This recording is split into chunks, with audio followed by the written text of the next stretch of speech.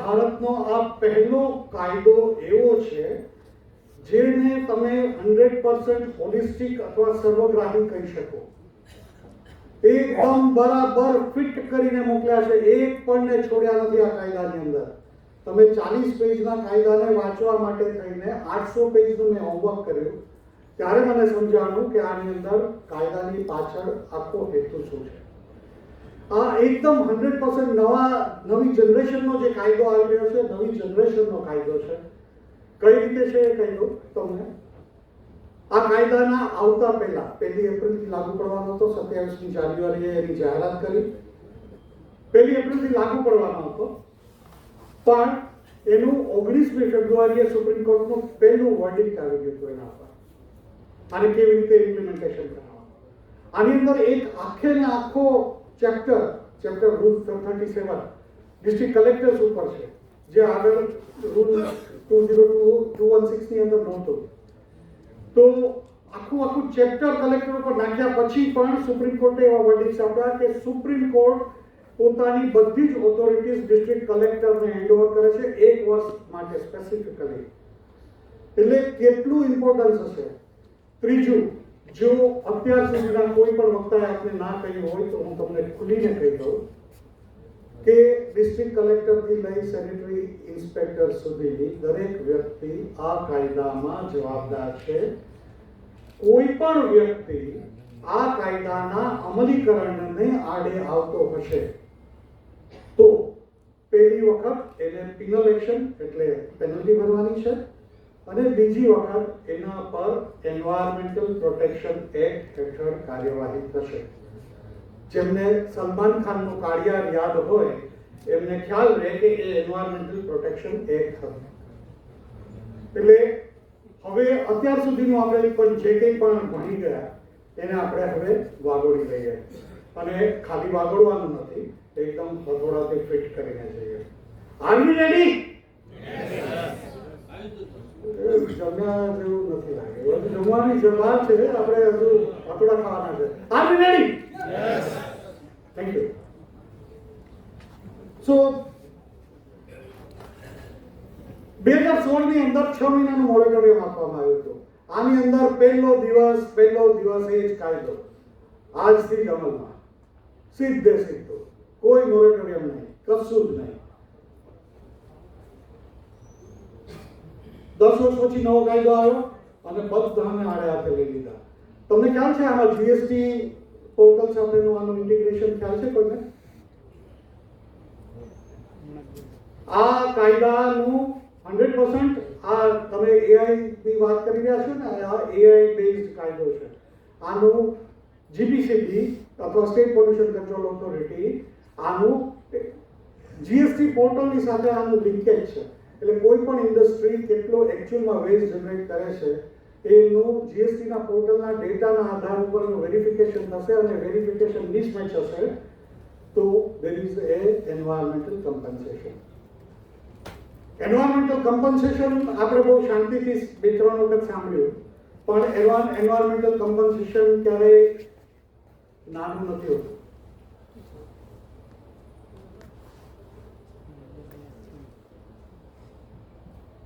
પહેલા સબ રૂલ યુએલબી માટે 33 હતા, હવે 54 છે. પહેલા 5 મિનિસ્ટ્રીઝ ઇન્વોલ્વ હતી, હવે 13 છે. 13 ની અંદર એગ્રીકલ્ચર મિનિસ્ટ્રી પણ આવી ગઈ. એટલે તમને એવું લાગે કે એગ્રીકલ્ચર મિનિસ્ટ્રીને આની સાથે શું લાગે વળગે, પણ ઘણું બધું છે. આપણે ખાલી સોલિડ વેસ્ટ મેનેજમેન્ટ રૂલની વાત કરી રહ્યા છીએ, પણ આપ સૌ એસડીએમને પણ રિપ્રેઝન્ટ કરી રહ્યા છો. એટલે not just solid but also liquid waste management, અને લિક્વિડ વેસ્ટ મેનેજમેન્ટની અંદર પણ ઘણી બધી એસડબ્લ્યુએમની ઘણી બધી સ્કીમ્સ છે જેનો અત્યાર સુધી ઇફેક્ટિવ ફાયદો નગરપાલિકાઓએ પોતાના રીતે લીધેલો નથી. એ પણ લેવાનો હવે ગોલ્ડન ચાન્સ છે. 40 ઓપ્શન્સ એટલે 40 પોઈન્ટ્સ છે જે તમારે ઓનલાઈન પોર્ટલ ઉપર ફુલફિલ કરવાના છે. અત્યાર સુધી કોઈ એવું માનતું હતું કે આપણે એવું સર્ટિફિકેટ જનરેટ કરાવી શકીએ? એ બધા સર્ટિફિકેટ ક્રોસ વેરિફિકેશન મિકેનિઝમની અંદર છે. ફોર એક્ઝામ્પલ, આરડીએફ પ્રોસેસિંગ ફેસિલિટી હોય ત્યાંથી એક ઇન્ડસ્ટ્રીને, સિમેન્ટ કંપનીને માટે ડિસ્પેચ એક ગાડી થાય છે, તો જે રીતે જીએસટીનું બિલ બને, પછી યુએ બિલ બને, અને પછી એનું ઓનલાઈન પોર્ટલ પર રિયલ ટાઈમમાં રજીસ્ટ્રેશન થશે. સામેની પાર્ટીનો પણ જીએસટી નંબર અને આ પાર્ટીનો પણ જીએસટી નંબર. એટલે અને એ પાર્ટી ફોર એક્ઝામ્પલ ગુજરાતથી રાજસ્થાન જાય છે તો બોર્ડર ઉપર રજીસ્ટર થઈ કે નહીં વ્હીકલ અને એ બોર્ડર ક્રોસ કરીને ગઈ કે નહીં, આટલા વેરિફિકેશન થયા પછી જો સિમેન્ટ કંપની પોતાના એન્યુઅલ રિટર્નની અંદર તમારી ગાડી જે આવી હતી એ નોંધવાનું ભૂલી ગઈ તો આના માટે જવાબદાર તમે બનવાના. તમે નથી મોકલી. એટલે આ કાયદાની જે જટિલતા છે, જે સરળતાની આપણે ત્યાં સુધી શાંતિથી સમજતા હતા, એ સરળતાથી ઉપરની જટિલતાની વાત કરી રહ્યા છીએ. આ કાયદાની અંદર પહેલી વખત વેસ્ટ સ્પીકર્સને ઓફિશિયલી એન્ગેજ કરવામાં આવી રહ્યા છે. અત્યાર સુધી આપણે એને હંમેશા ઇગ્નોર કરતા હતા. માનવીય પાસું આ એકમાત્ર છે આ કાયદામાં. એટલે વેસ્ટ સ્પીકર્સને ઓફિશિયલી એન્ગેજ કરી શકીએ છીએ અને વેસ્ટ સ્પીકર્સને આપણે એક લિવેબિલિટી આપણે પ્રોવાઈડ કરી શકવાના છે. આગળ જઈએ સુપ્રીમ કોર્ટના વિશ્લેષણ ઉપર. એ પહેલા જસ્ટ 2-3 વાત મારી કંપની વિશે કરી દઉં. બારપ્રેડના અત્યારે ગુજરાતની અંદર હિંમતનગર, સુરત અને વલસાડ 3 જગ્યા પર એક્સક્લુઝિવ આરડીએફ પ્રોસેસિંગ ફેસિલિટીઝ ચલાવે છે. આ ઉપરાંત ગુજરાતની બહાર આગ્રાની અંદર પણ અમે આરડીએફ પ્રોસેસિંગ ફેસિલિટી ચલાવીએ છીએ. આ અમારી બધી જ processing facilities at no cost to government હોય છે. અમે સરકાર પાસેથી કોઈ પણ ચાર્જ નથી લેતા. સરકારને અમારી વિનંતી હોય, નગરપાલિકાને અમારી વિનંતી હોય કે આપના ડમ્પિંગ સાઇટ ઉપર અમને અમારી જોઈતી જગ્યા આપો અને એના ઉપર અમે અમારા ખર્ચે પ્રોસેસિંગ પ્લાન્ટ્સ નાખશું. અદ્યતન પ્રોસેસિંગ પ્લાન્ટ્સ હોય છે. હિંમતનગરના પ્લાન્ટની અંદર અમારું 15 થી 18 કરોડ રૂપિયાનું ઇન્વેસ્ટમેન્ટ છે. વલસાડની અંદર 15 કરોડ રૂપિયાનું ઇન્વેસ્ટમેન્ટ છે. સુરતની અંદર 35 કરોડ રૂપિયાનું ઇન્વેસ્ટમેન્ટ છે. આ મોટું ઇન્વેસ્ટમેન્ટ અમે કરી રહ્યા છીએ. અમારી કંપનીની ટેગલાઇન છે ટ્રેશ ઇઝ ટ્રેઝર. કચરો કંચન છે. આ ગુજરાત ગવર્મેન્ટની સાથે અમારું એમઓયુ થયેલું છે. અમે આખા ગુજરાતમાં આવા 11 રિજનલ પ્રોસેસિંગ સેન્ટર્સ સ્થાપવા માટે અમે બંધાયેલા છીએ. નગરપાલિકા જગ્યા આપે અથવા નવા કાયદા મુજબ કલેક્ટરશ્રી જગ્યા આપે તો કમ્યુનિટી બેઝ અથવા રિજનલ પ્રોસેસિંગ સેન્ટર બનાવી શકાય અને ત્યાં રિજનલ પ્રોસેસિંગ સેન્ટર પરથી આસપાસની બધી જ નગરપાલિકાઓ, હિંમતનગરની અંદર અમારી પાસે 29, ગાંધીનગર સહિતની થરાવાવ, થરાદ સુધીના બધી જ નગરપાલિકાનો વેસ્ટ અમારે ત્યાં પ્રોસેસ કરવા માટે આવે છે.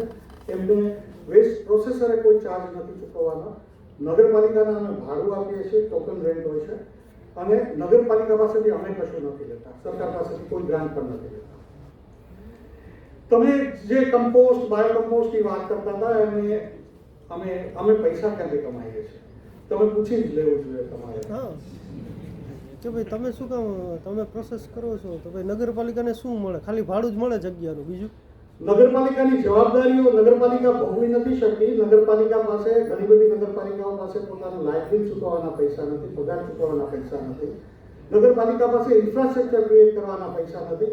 ત્યારે આવું 15 કરોડ રૂપિયાનું સોલિડ વેસ્ટ મેનેજમેન્ટનું ઇન્ફ્રાસ્ટ્રક્ચર તો નથી જ કરી શકવાનું. કોઈ પણ ગ્રાન્ટ એના માટે નથી. એટલે અમે જે કરીને આપીએ છીએ એ ગુજરાત ગવર્મેન્ટ માટેનું અમારું કમિટમેન્ટ છે. ગવર્મેન્ટ ઓફ ગુજરાતને આપણે ગુજરાતને ક્લીન કરવાનું છે, ભારતને ક્લીન કરવાનું છે. અને આજની તારીખે વૈશ્વિક ક્રાઇસિસ જોઈ રહ્યા છીએ, જે ગેસની ક્રાઇસિસ છે, ફ્યુલની ક્રાઇસિસ છે, જે ફર્ટિલાઇઝરની ક્રાઇસિસ છે, જે ફર્ટિલાઇઝર ખરીદવા માટે ખેડૂતો રાતના 3 વાગ્યાથી લાઈનમાં ઉભેલો છે, એ બધાને એડ્રેસ કરવા માટે થઈને અમે કામ કરી રહ્યા છીએ. છેલ્લા 3 વર્ષથી કામ કરી રહ્યા છીએ. તમને આપને નગરપાલિકાને અથવા ક્લસ્ટર ઓફ નગરપાલિકા છે ભેગા થઈને આવું કંઈ પણ કરવું હશે તો યુ કેન જસ્ટ કોન્ટેક્ટ અસ અને અમે આપની પાસે આવશું, આપની સાથે ડિસ્કસ કરશું. અને એ સિવાયનું પણ આ જે રૂલ્સના ઇમ્પ્લિમેન્ટેશનની અંદર બહુ બધી જગ્યા પર હેન્ડહોલ્ડિંગની જરૂર પડવાની, તો એ બધું હેન્ડહોલ્ડિંગ અમે એટ નો કોસ્ટ ટુ નગરપાલિકા કરવાના છીએ. એટલે હેન્ડહોલ્ડિંગ માટે પણ તમે અમારો સંપર્ક કરી શકશો. આપ જ્યારે મારું લેક્ચર પતશે અને બહુ ઝડપથી ઉતાવળથી દોડીને બહાર નીકળવાની જે મહેનત કરશો ત્યારે બંને દરવાજા પર મારા 2 મિત્રો ઉભેલા હશે જે તમને સીધું મારું કાર્ડ આપશે. તમે મારી સાથે પણ ડાયરેક્ટલી કમ્યુનિકેટ કરી શકશો. હું બિઝનેસ પ્રમોશન માટે નથી આવ્યો, હું તમારા પ્રોબ્લેમના સોલ્યુશન માટે આવ્યો છું. તમારા પ્રોબ્લેમનું સોલ્યુશન કરવા માટે હું ખર્ચ કરું છું. સુપ્રીમ કોર્ટ જે કાયદાની અંદર પ્રોવિઝન હતું SCMC એટલે સુપ્રીમ કમિટી બનાવવા માટેનું, હવે એને સુપ્રીમ કોર્ટે એમ્પાવર કરેલી છે, એટલે એના ઉપર તડકા લાગી ગયા. એટલે that is going to change the entire perspective. શાંતિથી આ કાયદા જે પણ થયેલા છે એનું ગુજરાતી વિશ્લેષણ GPCB એ પોતાની વેબસાઇટ પર પણ મૂકેલું છે, આનું જ ગુજરાતી અનુવાદ કરીને સુપ્રીમ કોર્ટના કાયદાઓનું.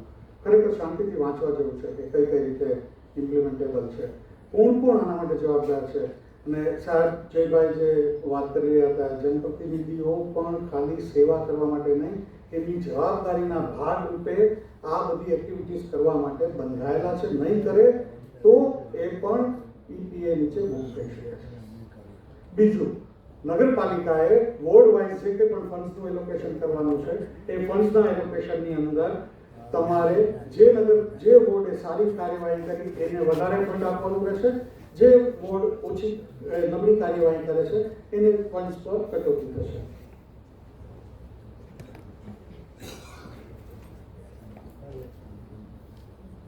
સ્પેશિયલ સેલ્સ બધે લગભગ સેટઅપ થઈ ગયા છે.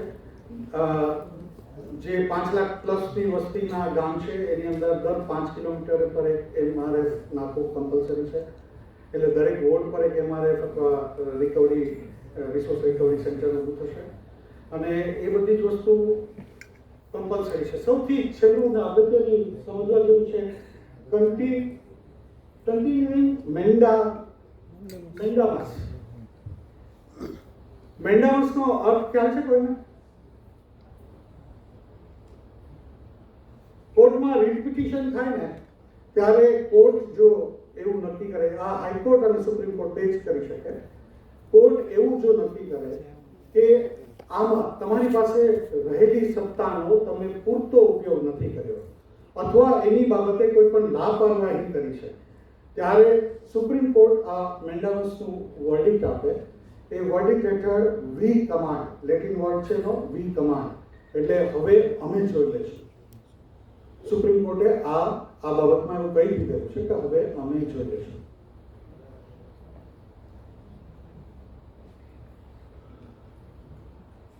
લોકલ બોડીઝ માટે ઘણા બધા મેન્ડેટ છે. એક અગત્યનું મેન્ડેટ એ છે કે તમારા બજેટના 30%નું એલોકેશન તમારે સોલિડ વેસ્ટ મેનેજમેન્ટની ફેસિલિટીઝ માટે એલોકેટ કરવાનું છે. 30% of your budget, no options. એ કેવી રીતે રિકવર કરી શકાય? યુઝર ચાર્જીસથી રિકવર કરી શકાશે. તમારી પાસે જે એકચ્યુઅલ એક્સપેન્સીસ છે, તમારે સોલિડ વેસ્ટ ડમ્પિંગ સાઇટ ચલાવવા માટેનો એક્સ એક્સપેન્સ છે, એ એક્સપેન્સ તમે વાય લોકો પાસેથી વસૂલ કરો છો ટેક્સના રૂપે, પણ એ એક્સ અને વાયની પેરિટી નથી થતી. તો એ પેરિટી માટે તમે તમારા ચાર્જીસને ઇમ્પ્રૂવ કરી અને તમે તમારું ટોટલ એક્સપેન્સીસ એકચ્યુઅલી એમાંથી વસૂલ કરી શકો. એ બધા જ પ્રોવિઝન આની અંદર છે. એટલે તમે જ્યારે તમારા બાયલોઝ ફોર્મ કરવાના હો ત્યારે આ બધી વસ્તુને ખાસ ધ્યાનમાં રાખજો. સૌથી પહેલી વખત આ 2016 અને 2026 વચ્ચેનો બહુ ફટાફટમાં કહી દઉં તો પહેલા રૂરલ 65% પોપ્યુલેશન ભારતની આની અંદર ઇન્ક્લુડેડ નહોતી. હવે એક ગામડું, એક સ્ક્વેર મીટર કાયદામાં લખેલું છે, પ્રત્યેક square metre of Indian territory is under this rule. એટલે કોઈ એમ કે આ તો અમારી પર્સનલ કોલોની છે, અહીંયા તમારે આવવું હોય ન શકાય, તમે અહીંયા અમારી પાસેથી આ કરી ન શકો, આ અમારી પાસે ઇમ્પ્લિમેન્ટ ન કરાવી શકો, એવું કશું જ નથી. ભારતનો ઝંડાનો પડછાયો જ્યાં જ્યાં પડે છે એ પ્રત્યેક ચોરસ મીટરની જગ્યા આ સોલિડ વેસ્ટ મેનેજમેન્ટ રૂલ નીચે લાગુ છે. બધા બિલ્સ તમને બરાબર યાદ રહી ગયા? આખું માળખું છે, કડક માળખું છે, 13 મિનિસ્ટ્રીઝ ઇન્વોલ્વ છે યુનિયન લેવલ પર, 9 મિનિસ્ટ્રીઝ ઇન્વોલ્વ છે સ્ટેટ લેવલ પર. CPCB અથવા સ્ટેટ પોલ્યુશન કંટ્રોલ ઓથોરિટી બંને એની સાથે 100% ઇન્વોલ્વ છે. એના માટે પુષ્કળ કાયદાઓ છે. એકદમ દરેક કાયદાની એકદમ ઝીણવટ ભરી છણાવટ કરેલી છે. એટલું બધું ફિક્સ કરીને રાખેલું છે કે કલેક્ટરશ્રીએ દર વર્ષે 30મી જૂન સુધીમાં એમને ત્યાંની ડમ્પ સાઇટનું જીઓ સ્પેશિયલ મેપિંગ કરી અને એને દર વર્ષે રિફ્રેશ કરીને અપડેટ કરવાનું છે. એટલે ગયા વર્ષે આટલી ડમ્પિંગ સાઇટ હતી, આ વખતે આટલી થઈ ગઈ, આટલી થઈ ગઈ, તો એ બધી જ વસ્તુ ત્યાં ખબર પડશે. ક્વાર્ટરલી નગરપાલિકા, ગ્રામ પંચાયત અને આવતી જેટલી પણ સેન્સસ બેઝ વિલેજીસ છે એ બધાની ક્વાર્ટરલી રિવ્યુ મિટિંગ થશે. એ રિવ્યુ મિટિંગ ઉપર જે પણ રિપોર્ટ જનરેટ કરશે કલેક્ટર ઓફિસ, એમાં કરેક્ટિવ એક્શન્સ એમને શું લીધા એ સહિતનો રિપોર્ટ એમને સેક્રેટરી શ્રીને મોકલવાનો છે. અને સેક્રેટરી શ્રી પણ એમાં પણ કરેક્ટિવ એક્શન શું લઈ અને કેવી રીતે આને ઇમ્પ્રુવાઇઝેશન કર્યું છે એ સહિતનો જે સેન્ટ્રલ મોનિટરિંગ કમિટી છે એને આ રિપોર્ટ મોકલશે. એટલે આ રિપોર્ટની અંદર કોઈ પણ લેવલ ઉપર ક્યાંયથી પણ ચેકચાક થવાની શક્યતા નથી અને જેમ આપ્યો છે એમ જ રિપોર્ટ ફોરવર્ડ કરવાની મનાઈ સ્પષ્ટતાથી સુપ્રીમ કોર્ટના વર્ડિક્ટમાં લખેલી છે. એટલે ગ્રામ પંચાયતના લેવલ ઉપર, મ્યુનિસિપલ ઓથોરિટીના લેવલ ઉપર બહુ બધા રૂલ્સ છે, સબ રૂલ્સ છે.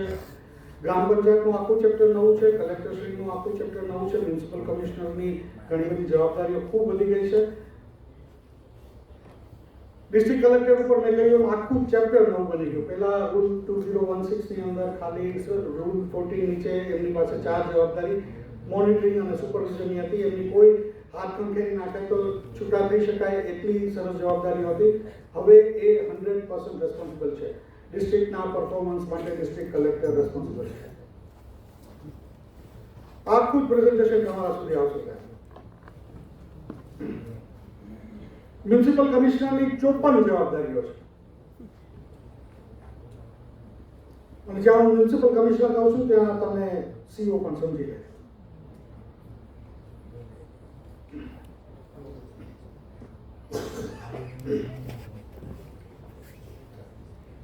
રૂલ 41 નીચે state pollution control authority environmental compensation નાખી શકે છે. પહેલા એન્વાયરમેન્ટલ કમ્પન્સેશન લાગુ કરવા માટે કોઈ પણ ઔદ્યોગિક એકમને કોઈ પોલ્યુશન કર્યું તો એને એન્વાયરમેન્ટલ કમ્પન્સેશન એક્ટ હેઠળ બુક કરતા પહેલા એની પર હાઈકોર્ટમાં કેસ દાખલ કરવો પડતો. હવે સ્ટેટ પોલ્યુશન કંટ્રોલ ઓથોરિટીનો કોઈ પણ અધિકારી જ્યાં ઊભો તે જ કોર્ટ. એટલે અહીંયા જ તમને પરચી ફાડીને આપી, આપણે પેલા ઇન્સ્યોરન્સ વાળા ટેબલ રાખે ને ઇન્સ્યોરન્સ પ્રીમિયમનું, એવું જે પ્રીમિયમનું ટેબલ આવશે ટૂંક સમયમાં, એ જોઈ અને તમને કહ્યું કે તમે આટલું પોલ્યુશન કર્યું છે પ્રાથમિક રીતે, એટલે આ ટેબલ મુજબ તમારે આટલું ભરવાનું થાય, એટલે ત્યાં તમને આપશે અને ત્યાં ભરવાનું છે અને એ સીધું એસ્ક્રો એકાઉન્ટમાં જશે સીપીસીબીના. એટલે ઓનલાઈન પેમેન્ટ કરવાનું છે. એનું કોઈ ચલણ ભરવાનું વાત એવું કોઈ પેલું કંઈ લાંબુ નથી. મેં કહ્યું જીએસટીના નેટવર્ક સાથે આ લિંક છે. એટલે તમે 100 મીટર કપડું બનાવવા માટે થઈને કેટલું પાણી વાપરો છો, કેટલી ડાઈઝ વાપરો છો, કેટલો ગમ વાપરો છો, આ તે બધું હિસાબ 7 વર્ષથી સરકાર પાસે છે. તમે એક ખાનગી વાત કરી રાખો, અત્યાર સુધી વોટ્સઅપ હિન્દુસ્તાનમાં જ ખાલી ફ્રી છે. દુનિયામાં કોઈ પણ દેશમાં વોટ્સઅપ ફ્રી નથી. આપણે ત્યાં ફ્રી આપેલું. શું કામ ફ્રી આપેલું હતું ખબર નથી તમને. ફેસબુક ફ્રી છે, બાકી કંઈ ફ્રી નથી. તો ફેસબુક શું કામ ફ્રી હતું ખ્યાલ નથી. હવે ફ્રીમાં વોટ્સઅપ જરાક ઊંચા નીચું થતું હતું તો હમણાં સુપ્રીમ કોર્ટે વોટ્સઅપ વાળાને મૂકો મારી દીધો કે હવે જો તમે વધારે આડોડાઈ કરશો તો તમને અમે અહીંયાથી બેન કરી દઈશું. હવે વોટ્સઅપની જરૂર નથી સરકારને. હવે સરકાર પાસે તમારે ત્યાં મોબાઈલમાં ગૂગલ મેપ, પેમેન્ટ એપ, એટલી બધી ઘણી બધી ઇન્ફોર્મેશન છે જે સરકાર તમને 100% ટ્રેક કરી રહી છે. બધી જ સરકારો, દેશ દુનિયાની બધી જ સરકારો બધાને ટ્રેક કરે છે. એટલે આમાંથી ક્યાંયથી છટકીને જઈ શકાય એવું કોઈના પણ મનમાં જરાક પણ, કોઈ ઉદ્યોગમાં કે ઉદ્યોગપતિના મનમાં જરાક પણ વહેમ હોય તો એ કાઢી નાખવો પડશે. કોઈ અધિકારીના મનમાં પણ વહેમ હોય કે આ કદાચ અમે છુપાવી શકશું તો એ છુપાવી શકાશે નહીં એવા ક્રાઇમ છે. બીજું, સતત મોનિટરિંગ થાય છે. તમારા સિટીમાંથી મિથેન ક્યાંથી એમિશન થાય એનું સેટેલાઇટ મોનિટરિંગ થાય છે અને એની સેટેલાઇટ ઇમેજીસ વારંવાર સરકાર ક્યાંક ને ક્યાંક પબ્લિશ પણ કરતી હોય છે. એટલે તમારે ત્યાં કોઈ ડમ્પ સાઇટ હશે ને તમે એને પ્રોસેસ નહીં કરેલી હોય તો એ ડમ્પ સાઇટનું મોનિટરિંગ ઇન્ટરનેશનલ લેવલ ઉપર ચોક્કસ જ થાય છે. આ તો બધાને પાક્કું યાદ રહી ગયું, બરાબર.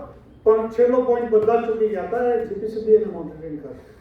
તમે EWGR સર્ટિફિકેટ ઇસ્યુ લોકલ ઓથોરિટીએ જ કરવાના છે, બીજા કોઈ નહીં કરી શકે. સ્ટેટ પોલ્યુશન કંટ્રોલનો એમાં કોઈ રોલ નથી, અથવા એસબીએમનો પણ એમાં કોઈ રોલ નથી. પણ તમે એ કરતા ચૂકી ગયા અને પછી તમે એને નહીં કર્યું તો સ્ટેટ પોલ્યુશન કંટ્રોલ ઓથોરિટીના ધ્યાન પર આવશે, તો ડેફિનેટલી બંને તરફની એક એક્શન લેવાશે.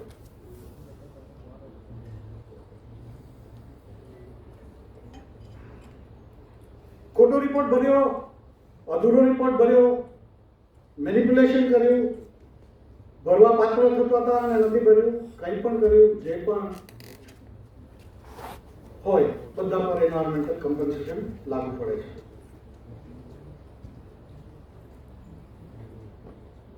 ચાલીસ જવાબદારીઓ છે.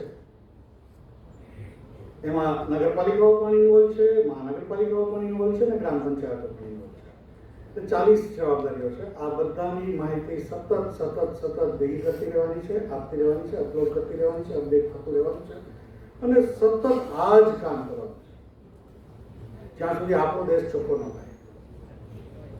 આપણે યુરોપ જઈએ તો શું જોવા જઈએ? સાંકડી ગલીઓ, ગલીમાં વચ્ચોવચ્ચ મૂકેલું રેસ્ટોરન્ટ, હે ને, કેટલી ચોખ્ખાઈ, કેટલા મેનરવાળા. આપણે કેમ નહીં બનીએ? આપણે બનીએ.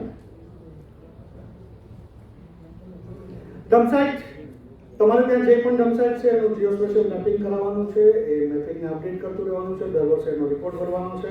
એની અંદર આવક જાવક બધાનો પાક્કો હિસાબ રાખવાનો છે. બધી જ વસ્તુ રેકોર્ડેડ હશે, બધી જ વસ્તુ ઓનલાઈન રેકોર્ડેડ હશે. અને રેમેડિએશન કર્યા પછી આ ડમ્પસાઇટો, ઘણી બધી નગરપાલિકામાં અમે એવું જોયું કે ડમ્પસાઇટ ઉપર કોમર્શિયલ બિલ્ડિંગ બાંધવા માટેના ઠરાવો મંજૂર કરી દીધા હતા. સોલિડ વેસ્ટ મેનેજમેન્ટ એક્ટ હેઠળ જે જગ્યા ડમ્પસાઇટ તરીકે રજીસ્ટર્ડ છે એ ડમ્પસાઇટનો જગ્યાનો બીજો કોઈ પણ ઉપયોગ સ્વચ્છ ભારત મિશન અને સોલિડ વેસ્ટ મેનેજમેન્ટ રૂલ અંદરની જે કંઈ પણ ઇન્ફ્રાસ્ટ્રક્ચર સિવાયની કોઈ પણ એક્ટિવિટીઝમાં કરી નહીં શકાય. આ સ્પષ્ટ વર્ડિંગ છે. 18 મહિના મળ્યા નાના લોકોને, મિલિયન્સ, 10 લાખ સુધીના સિટીઝને, 5 થી 10 લાખ વાળાને 24 લાખ મળ્યા, 24 મહિના મળ્યા. એ બધા અર્બન બોડીઝને વધારે મહિના મળ્યા. પણ એવું લખી રાખજો કે આ બધા ટૂંકા પડવાના ટાઈમ લાઈન. આજથી તમે 1 એપ્રિલથી દોડવાનું શરૂ કર્યું હોત તો પણ આજે તમે 19મી જૂને કે 20મી જૂને તમે ત્યાં સુધી પહોંચી નથી શકવાના. એટલે એટલી બધી કાર્યવાહીઓ આની અંદર કરવાની છે. એટલે આ બધી ટાઈમલાઇન્સ જે પણ છે એ બધી ટાઈમલાઇન્સ આપણને ટૂંકી પડવાની છે. કામ આજથી જ શરૂ કરવું પડ્યું છે.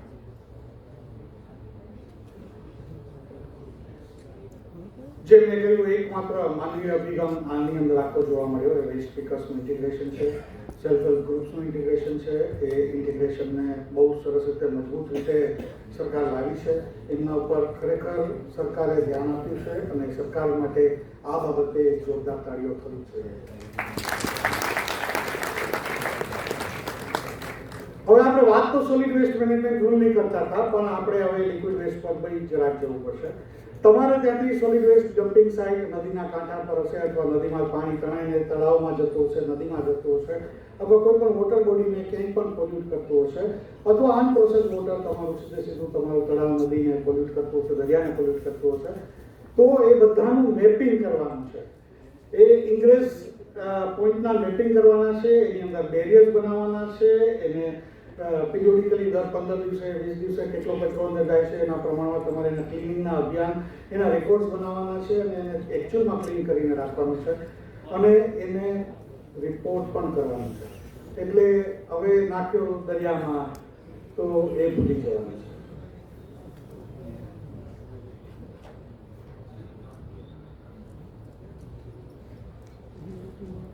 એક સ્લાઇડમાં આગળ આવ્યું હતું 5% થી 15% આરડીએફનું. એનું ઇન્ટરપ્રિટેશન કદાચ યોગ્ય નહોતું થઈ શક્યું. હું એ કહી દઉં શું છે.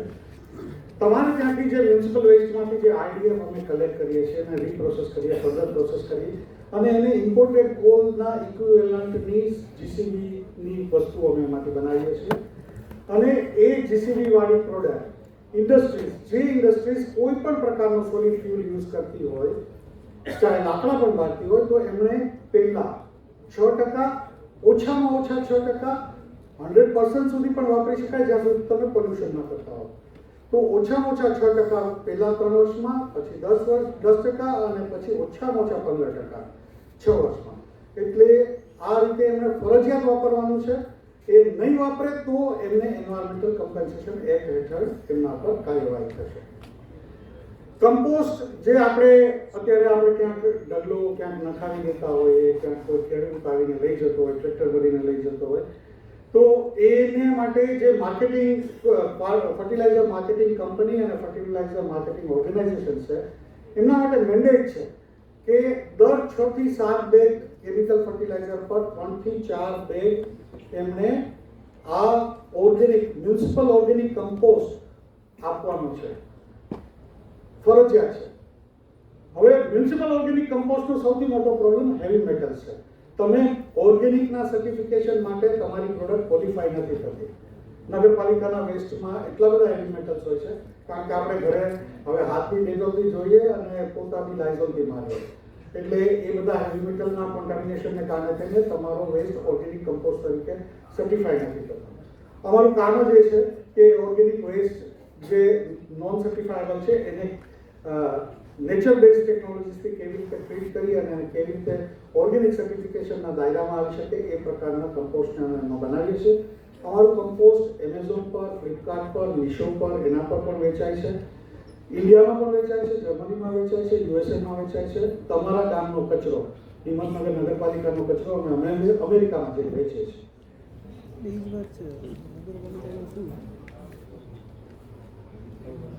આ બધી ક્રિટિકલ ડેડલાઇન્સ છે. જ્યારે તમારી પાસે આ સ્લાઇડ્સ આવે ત્યારે આ એક સ્લાઇડને તમે પ્રિન્ટ કરી અને તમારા ટેબલ ઉપર જે કાચની નીચે તમે જે રાખીને મૂકો છો એની અંદર આ ચોક્કસ રાખીને મૂકજો અથવા તમારા ડેસ્ક ઉપર ચિપકાવીને રાખજો.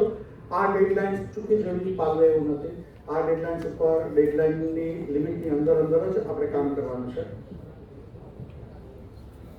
હવે મેં કહ્યું હતું આપણે, તમારી વાત હું નતો કરતો, હું આપણી વાત, કારણ કે હું જ્યારે તમારી સાથે જોડાઉં છું ત્યારે હું તમારા કમ્પ્લાયન્સીસની અંદર ભાગીદાર બનું છું.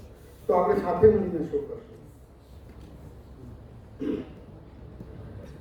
જે ડિસ્ટ્રિક્ટ કલેક્ટરના જે પ્લાન બનાવવાના છે, ડિસ્ટ્રિક્ટ ડેવલપમેન્ટ ઓથોરિટીના જે પ્લાન્સ બનાવવાના છે, જિલ્લા પંચાયતના જે પ્લાન બનાવવાના છે, નગર પંચાયતના અને નગરપાલિકાના જે બધા પ્લાન્સ બનાવવાના છે, એ પ્લાન્સની અંદર અમે હેન્ડ હોલ્ડિંગ કરશું. મ્યુનિસિપલ કોર્પોરેશને પણ જે ઇફેક્ટિવ એપ્લિકેશન કરવાની છે એની અંદર અમે હેન્ડ હોલ્ડિંગ કરશું. અમે સ્ટેટ પોલ્યુશન કંટ્રોલ ઓથોરિટી અને સ્વચ્છ ભારત મિશન બંનેની સાથે મળી અને આનું ઇફેક્ટિવ ઇમ્પ્લિમેન્ટેશન કેવી રીતે બજેટની સીમાઓ હોય ત્યાં કેવી રીતે કરી શકીએ એના માટે થઈને અમે હેન્ડ હોલ્ડિંગ કરશું. તમારે ત્યાં જે રેગ્યુલેટરી ગેપ્સ છે એ ગેપ્સને કેવી રીતે પૂરી કરી શકાય, એના ડોક્યુમેન્ટેશન કેવી રીતે કરી શકાય, જે ડમ્પ સાઇટનું મેપિંગ કરવા માટે તમારી પાસે ઇફેક્ટિવ અત્યારે મિકેનિઝમ્સ ન હોય તો એ ઇફેક્ટિવ મિકેનિઝમ્સ અમે ઓફર કરશું. આ બધી જ વસ્તુ એક નો કોસ્ટ મ્યુનિસિપલ ઓથોરિટીઝ છે. પોર્ટલ ઉપર કંઈ પણ તમને પ્રોબ્લેમ છે, ઓનબોર્ડિંગ થવામાં પ્રોબ્લેમ છે, તમને કોઈ ઇસ્યુ છે તો અમારી ટીમ આવીને તમને તમારે ત્યાં મદદ કરશે. તમારે ત્યાં કેપેસિટી બિલ્ડિંગ વર્કશોપ તમારી નગરપાલિકામાં કે તમારી આસપાસની જીઆઈડીસીમાં કરવો છે, અમને બોલાવજો, અમે ત્યાં આવશું અને અમે તમારી જીઆઈડીસી સહિત તમારા નાગરિકોને જે કંઈ પણ સમજાવવાના છે તો એની અંદર અમે મદદરૂપ કરશું. જે સોલિડ વેસ્ટ મેનેજમેન્ટ રૂલનો જે એક્શન પ્લાન આખો મહાનગરપાલિકાએ પ્રિપેર કરવાનો છે એની અંદર જે બધા સબ રૂલ્સ બાયલોઝ જે બધા બનાવવાના છે એ બધા બનાવવામાં અમે તમને એક નો કોસ્ટ મદદરૂપ કરીશું. તો ઇટ્સ ટાઈમ ટુ એક્ટ.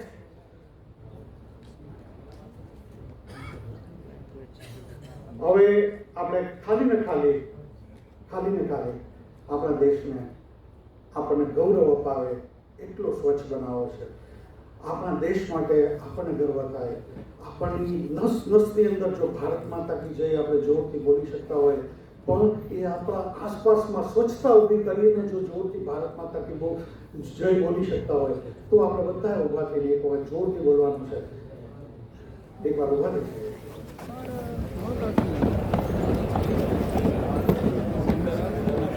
હવે જ્યારે આપણે ભારત માતા કી જય બોલશું ત્યારે આપણે આપણા અંતરાત્માને પ્રોમિસ કરશું કે યસ, હું મારા ગામને, મારા મહોલ્લાને, મારા દેશને, મારા રાજ્યને બધાને જોવા લાયક સ્વચ્છ સ્વસ્થ બનાવીશ.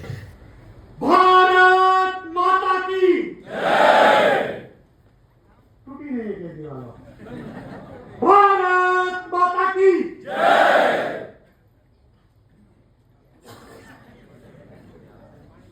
ઘણા બધા લોકોએ જય બોલવામાં થોડી સંકોચ નથી.